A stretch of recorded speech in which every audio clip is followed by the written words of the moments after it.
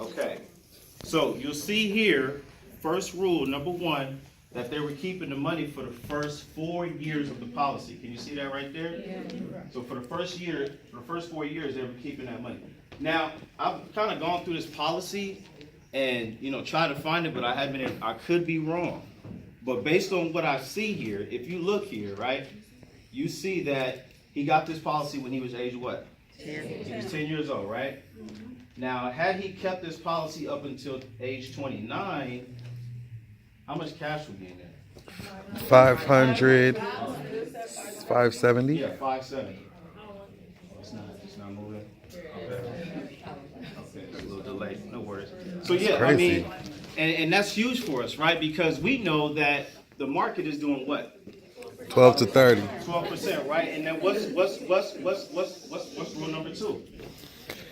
They charge you one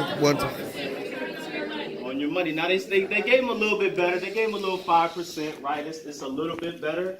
So, but that's still like 14 years when you do the math. That's still too long to be waiting for your money to grow. And then on top of that, after 20 years, this is something that I just always like to point out, that if you're investing for over 20 years, and look how much is being invested. I mean, literally the first year that money was actually put into the account, in that 1 year, not 1 month, 1 year, they got $10. What is that going to do? And a lot of times these policies are advertised for being able to send your children to college and things like that. Who's going to go to college with $10 a year? Nobody, right? Can't even smell. Okay, so what's rule number 3? They treat your own money. So you'll see here, it says that we would charge 5.66 interest rate, 6.6 interest rate, and then it has here in parentheses 6.6% interest rate, effective annual interest rate. So now this is policy loan. So this policy, again, this is a loan, right? So it's not like this is, free money that you just have access to like we can provide at the end of the day, right? That's a problem because we shouldn't be borrowing our own money. Right. Borrowing yours should never be in the same sentence, right? Right. And then we go here to rule number 4. What's rule number 4? Can take up to 6 months to give you your money. Okay, so the first thing I always like to point out here is right here where it says to surrender the policy. Now this part is crazy. This just makes no sense. To surrender the policy, you must send us a written request and return the policy to us. And right? return. And then if we go down some right here, it says, now we may defer payment of the cash value for 6 months.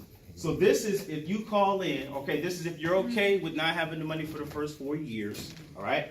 This is after being charged basically 6% interest rate if you want to use the money. If you're okay with all that for some crazy reason, right?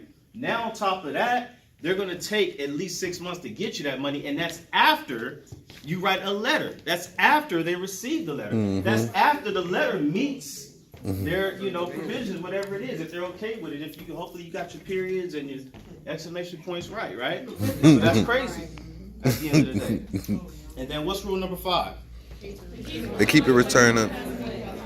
Okay, so you see here that it says proceeds. Okay, proceeds. Now you see it says the death benefit payable, the cash value payable, or the amount payable on a maturity date. But you notice in there, it doesn't say you get both. Right. It's either or, right? So you either get the death benefit or you get the cash value.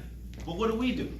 You get both, right? So that's what's huge, because at the end of the day, what are you paying for? The life insurance or the cash value or both? Right. You're paying for both, right? So I should get both. Right. So that's what's huge, right? Especially for the new people. This is something that you really, really have to understand when going on training appointments and talking to your people.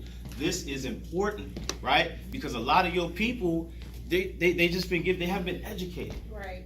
So our job is to help educate them now, okay? So they can have this information because it's not being given to us, especially in our communities, right? Okay. Now, another part I like to point out on number 5 is 2 parts, and it lets you know that we will adjust the death benefit by adding any death benefit provided by a writer. It's really not the first 2. It's really if you look at C and D. C and D says this. C and D says subtracting any unpaid premium due and or subtracting any policy loan not repaid. So basically, in the event that you pass away and you did take out some money and you haven't paid that money back, they're going to take that from the face amount. First. So if at any point they were to use any of this money, her son is not going to get $10,000 had he passed away. He's going to get less, whatever the loan amount is that they took out, right? And then on top of that, let's say that she was late. Right? Let's say that she hadn't paid, the last 2 months or whatever, right? Policy hadn't lapsed yet, but they're going to take out that premium. But that's not right. We want straight up life insurance, right? We want, if something happens to me, I need to get my money. My family needs to get that money because that's what I'm paying for. Just like with your car, just like with your phone, same thing, right? When it comes to investing, a life insurance policy is not an investment. An investment is investment. Ain't that what Tanya said? Right. So that's what we want to do. We want to invest. We want to help them invest their money because they can be financially free. Okay? So that's basically it. So at the end of the day, I'm just here, man. I'm just here just to do this big, you know what I'm saying? Go RVP, get that 110 contract, you know what I'm saying? Because I know that this opportunity is the true, like the only opportunity in American business that really, really provides people with that like legitimate chance to be financially free, because it's just not going to happen in the job market today. Right. Like the way the job market is going, it's just not going to happen. I don't care what nobody says, and I'm not apologetic with that, if that makes sense. Like you have to have your own business, right? We have to take advantage of the opportunities that are out here when it comes to being a business owner, right? Everything is being set up for you to be a business owner if you're paying attention. Even though you may not like who's in office, we set it up perfect for everybody in this room. Even if you have a job, you still should have a business on the side. And so, that's just, I can go deep with that, right? So at the end of the day, thank you guys for your time. I appreciate you. And welcome to the stage.